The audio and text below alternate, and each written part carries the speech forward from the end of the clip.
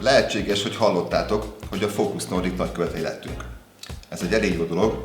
Kezdetnek kaptunk egy Samyang Sing CF színesort tesztelésre, és ha már ez itt van nálunk, akkor eszünkbe jutott, hogy mi lenne, hogyha csinálnánk egy ilyen kis guide-ot nektek, hogy igazából milyen különbségek is vannak a fotózásra, illetve a filmezésre szánt objektívek között.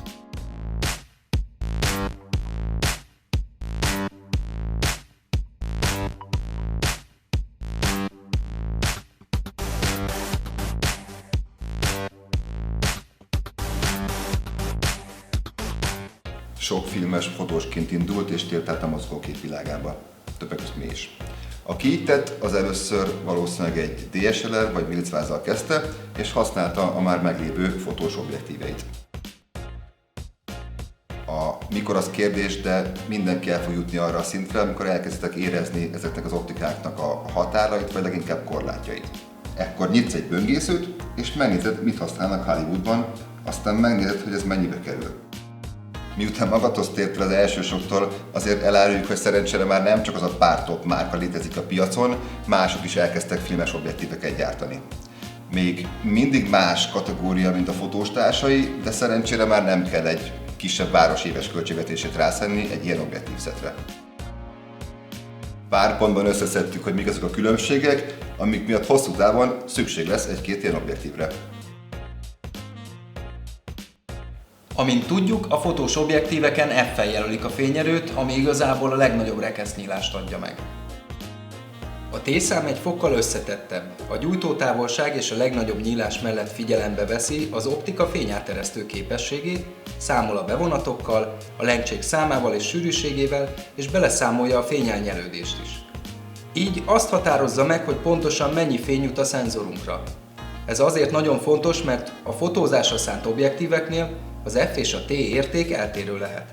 Ez azt jelenti, hogy két különböző gyújtótávolságú, de azonos F értékű objektív eltérő expozíciót eredményezhet.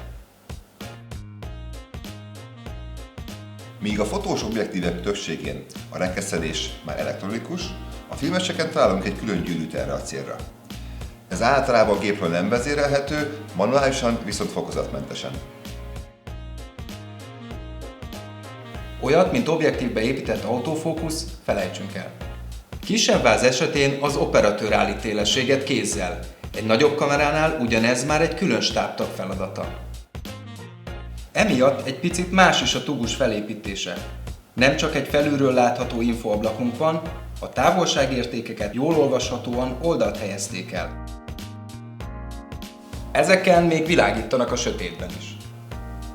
A másik nagy különbség, hogy a fókuszgyűrű útja sokkal hosszabb, így finomabb, precízebb átélezéseket tudunk csinálni. A másik nagy diffi a tubus felépítésén, hogy az előbb említett gyűrűkön egy olyan standard fogazott sáv fut körbe, amely minden márkán egységes, így könnyen használható az ugyanilyen fogakkal ellátott fókuszmotorokkal. Amikor eljutunk odáig, hogy több ilyen filmes objektívet vásárolunk magunknak, érdemes azonos márkában, azon belül azonos típusban gondolkodnunk. Egy ilyen szettben mindig figyelnek, hogy a különböző gyújtótávolságú objektívek súlya és hossza a lehető legkevésbé térjen el. Átmérőjük ugyanaz legyen, illetve a gyűrűk azonos helyen legyenek, így egy objektív cserénél sok időt spórolhatunk meg azzal, hogy a rigen a kiegészítőket nem kell áthelyezni.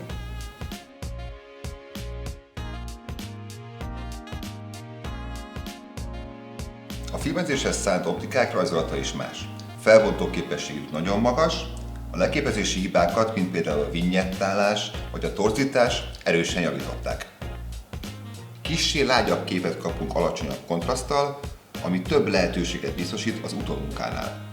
Brillanciájuk kimagasló, az árnyékokban több a részlet. Ha egy fotós objektívnél nagy mértékben áthelyezzük az élességet, például közelpontról a végpontra, úgy tűnhet, mintha kis mértékben a gyújtótávolságon is változtatnánk. Ez állóképeknél ugye nem zavaró, de filmnél már problémás lehet, ha változik emiatt az általunk elképzelt kompozíció. A filmes objektíveknél próbálták ezt is a lehető legjobban kiküszöbölni. Ti is láthatjátok, hogy mekkora különbség van a két rendszerben. Azaz, és remélem, hogy tudtunk sok hasznos, esetleg új információt adni. Ha akad kérés erről, nyugodtan írjátok meg kommentben, és nagyon szépen köszönjük a figyelmet!